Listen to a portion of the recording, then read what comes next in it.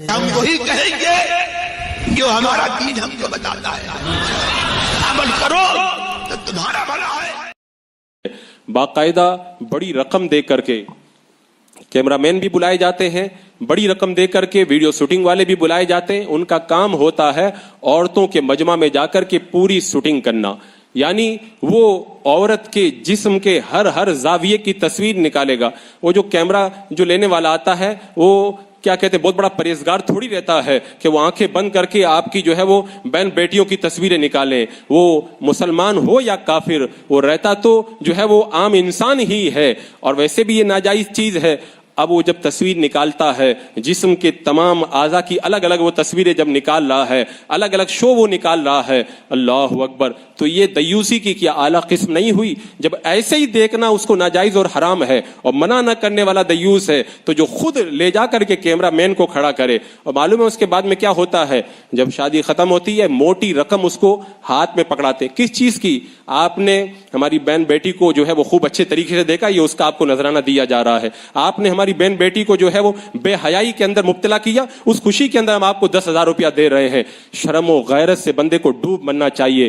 کیا ایک مسلمان نے، ایک عام انسان بھی ایسی حرکت کو کبھی گوارا کرے گا؟ مسلمان کی شان تو بہت بلند ہوا کرتی ہے۔ عام دنوں میں اگر کوئی لچھا لپنگ آپ کی بیٹی کو اگر دیکھ لے، وہ تصویر نکال لے، آپ اس کو تماچا مارتے ہیں۔ شادی کے اندر جا کے آپ کی یہ عقل کہاں چلی جاتی ہے؟ آپ خود ایسے لوگوں کو لے جا کر کے ان کے مجمع کے اندر کھڑے کریں گے تاکہ وہ ان کی تصویریں ہر زاویے سے نکالتے ہوئے نظر آئیں، اور یہ ایک بڑا المیہ ہے، بڑا المیہ ہے۔ کبھی کبھی تو ہم سوچتے ہیں مسجد کے اندر جو نکاح ہوتا ہے وہ نکاح پڑھائیں، اب مسجد کے باہر نکاح کے اندر جانا بالکل چھوڑ دیا جائے۔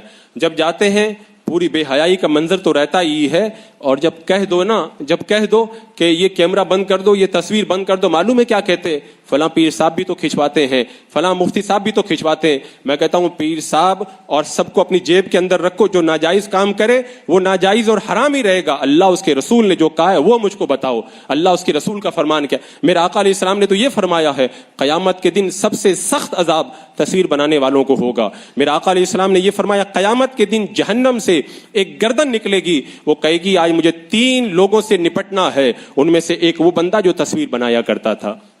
قرآن و حدیث کی باتیں نہ کرو اور شریعت کی باتیں نہ بتاؤ، اور اپنے پیر اور اپنے مولانا کا نام لا کر کے بیچ میں ڈال دو، تو یہاں دنیا میں تو تم جو ہے وہ بظاہر منہ بند کر دو گے، قیامت کے میدان میں پہنچو گے تب تمہیں اس بات کا احساس ہوگا۔ اور میں کہتا ہوں پوری دنیا میں کوئی بھی سنی عالم، کوئی بھی سنی پیر ایسا آپ کو نہیں ملے گا جو اس طرح عورتوں کی ویڈیوگرافی اور ان کی بے حیائی اور اس طرح کی تصویریں لینے کو جائز قرار دیتا۔ کوئی بھی عالم، کوئی بھی مفتی اور دنیا کا کوئی بھی پیر اس کو جائز نہیں قرار دیتا۔ سب کے نزدیک یہ ناجائز و حرام ہے۔ اگر کوئی نام لیتا ہے تو صرف اپنا بچاؤ کرنے کے لیے جھوٹ موٹ نام لیتا ہے، جھوٹ موٹ نام لیتا ہے۔ جنہوں نے جائز کہا ہے چند لوگوں نے، انہوں نے کسی اور دینی کام کے لیے کہا ہے، ان کاموں کے لیے جائز نہیں قرار دیا ہے۔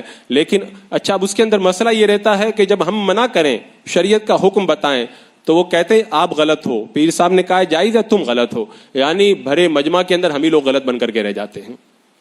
یہ قیامت کی نشانی نہیں ہے تو اور کیا ہے؟ اچھوں کو برا کہا جائے گا، بروں کو اچھا کہا جائے گا، ہوتی آئی اچھوں کو برا کہتے ہیں۔